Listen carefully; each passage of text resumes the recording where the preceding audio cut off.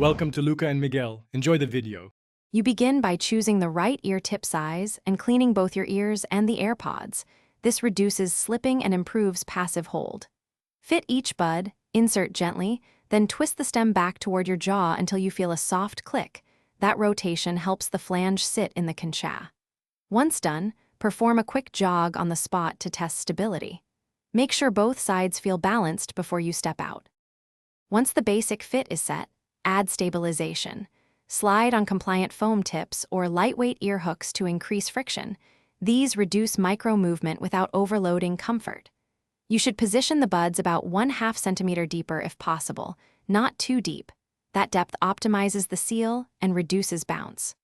Also, lean your torso slightly forward when running to smooth vertical motion, and make sure volume transitions are gentle so you don't flinch and dislocate. Finish by securing any loose elements.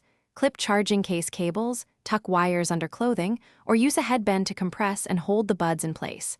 These small steps cut lateral movement. Keep hair tied and use a sweatband so moisture does not undermine grip. If a bud starts to slip while running, stop, reseat it with a firm twist and jog in place to confirm stability. If it still falls, swap tip size or add a foam cover.